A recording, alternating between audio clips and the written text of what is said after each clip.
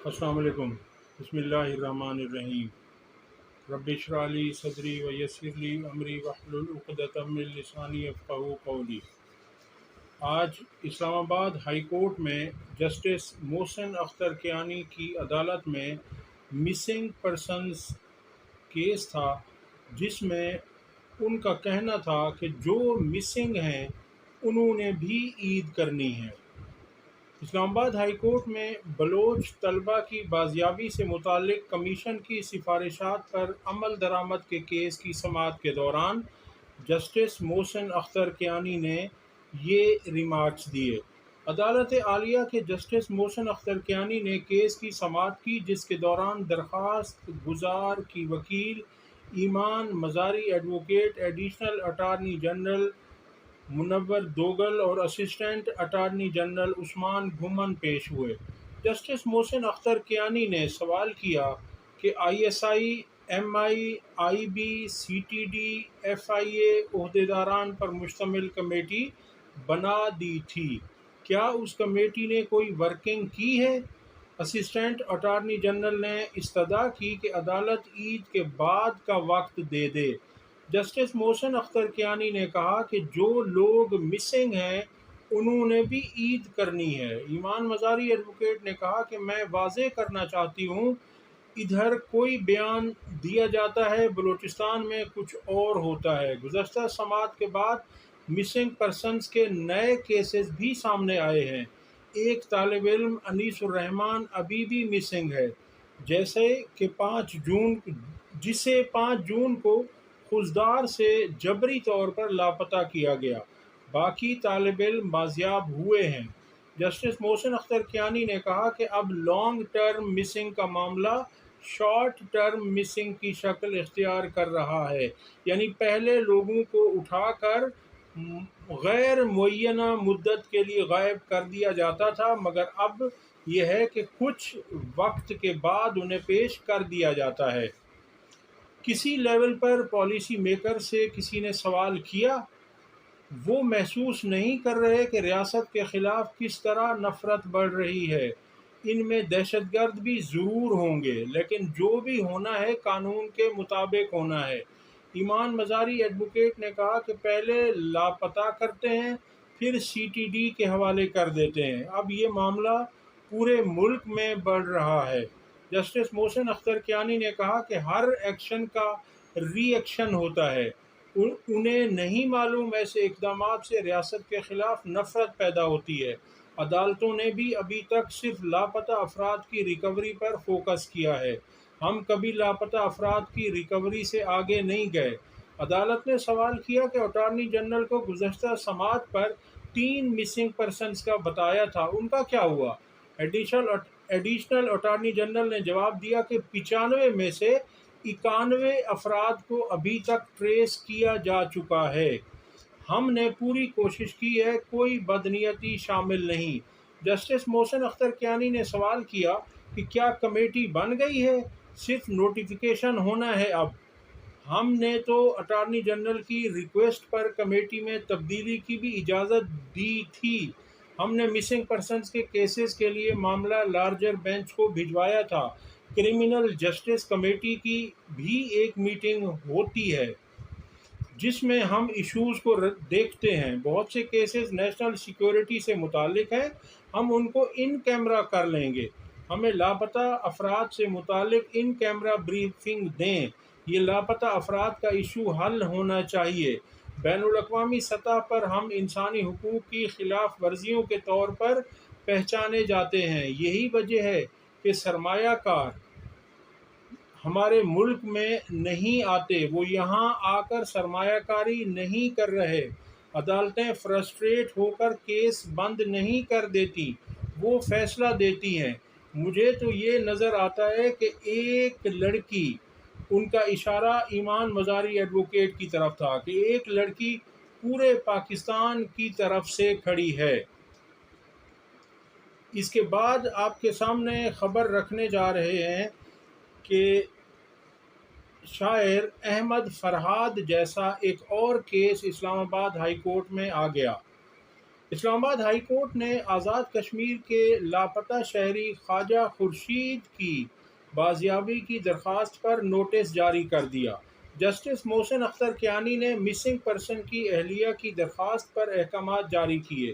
دوران سماعت درخواست گزار کے وکیل نے عدالت کو بتایا کہ شہری خواجہ خورشید 7 جون سے لاپتہ ہیں، جس کا ان کے بھائی کی مدعیت میں مقدمہ درج ہے۔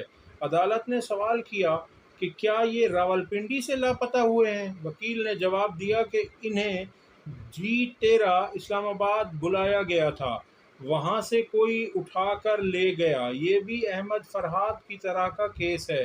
عدالت عالیہ نے سیکرٹری داخلہ اور سیکرٹری دفاع کو نوٹس جاری کیے ہیں کہ سیکریٹریز معاملے پر ISI، MI اور FIA سے معلومات لے کر رپورٹس پیش کریں۔ عدالت نے یہ ہدایت بھی کی ہے کہ سیکرٹری دفاع راولپنڈی، اسلام آباد اور آزاد کشمیر کے سیکٹر کمانڈر سے بھی اس حوالے سے رپورٹ لے کر آگاہ کریں۔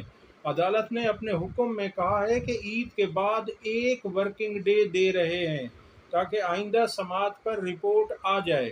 جسٹس محسن اختر کیانی نے کہا کہ رپورٹ آنے دیں، رپورٹ کے بغیر کوئی آرڈر نہیں کر سکتے۔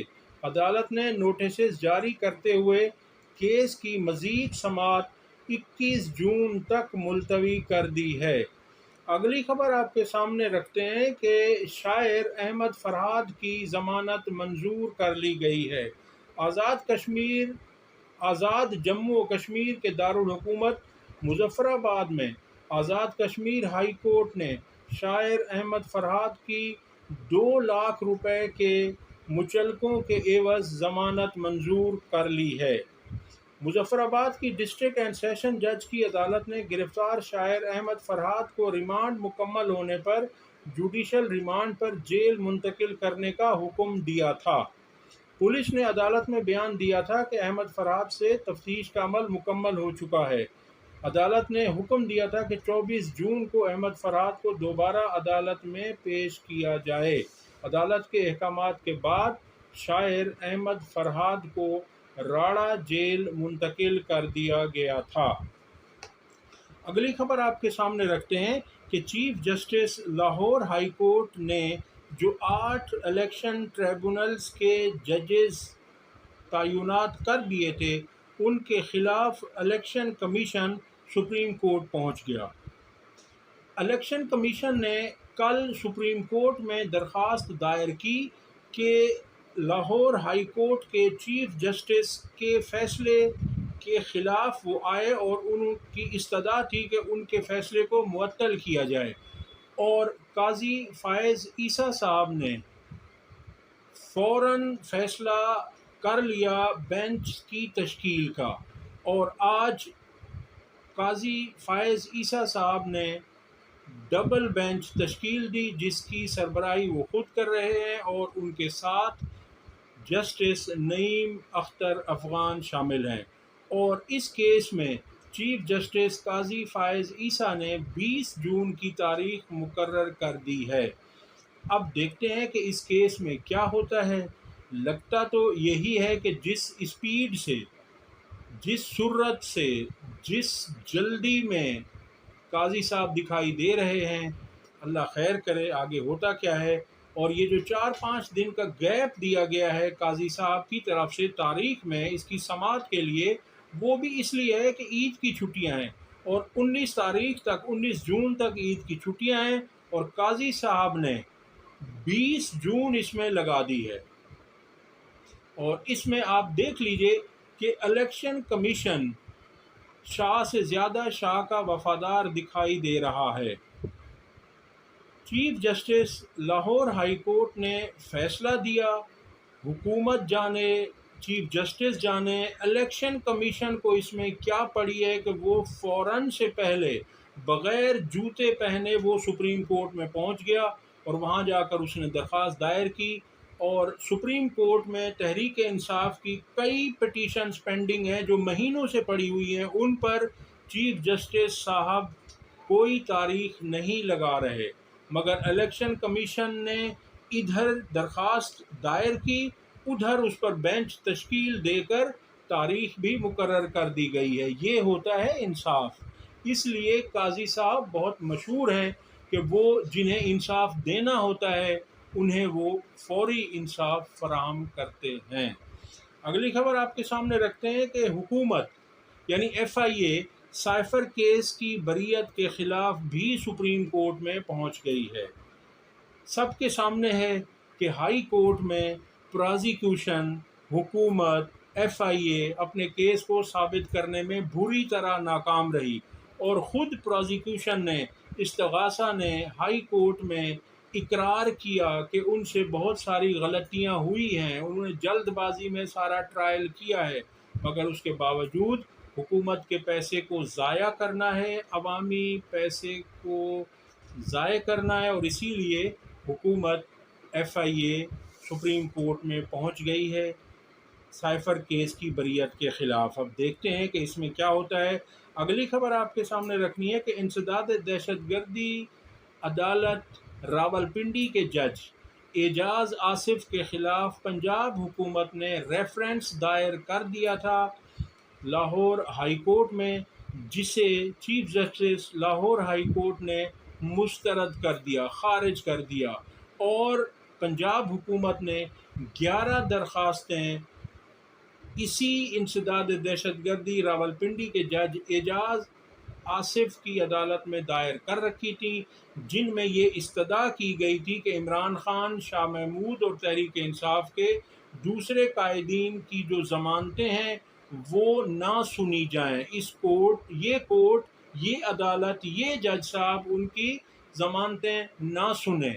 اسی طرح سے 11 درخواستیں تھیں جن پر chief justice Lahore high court نے ہر درخواست پر 2 لاکھ روپے جرمانہ کرتے ہوئے کل 22 لاکھ روپے پنجاب حکومت پر جرمانہ کر دیا کہ انہوں نے عدالت عالیہ کا ٹائم ضائع کیا ایسی فریولس اور فضول قسم کی درخواستیں دائر کر کے، اور اس پنجاب حکومت کا یہ وتیرہ ہے کہ جو جج ان کی بات نہیں سنتا، جو جج اصولوں پر کھڑا ہو جاتا ہے، انصاف اور آئین کے ساتھ کھڑا ہو جاتا ہے، یہ اس کے خلاف پہلے تو ریفرنس دائر کرتے ہیں، پہلے اسے ڈراتے دھمکاتے ہیں، پھر ریفرنس فائل کرتے ہیں، اور پھر اس طرح کے ہتھ کنڈے استعمال کرتے ہیں، مگر جج آصف اعجاز بھی کھڑے ہو گئے ہیں اور ان کے خلاف جو ریفرنس تھا وہ بھی خارج کر دیا گیا ہے۔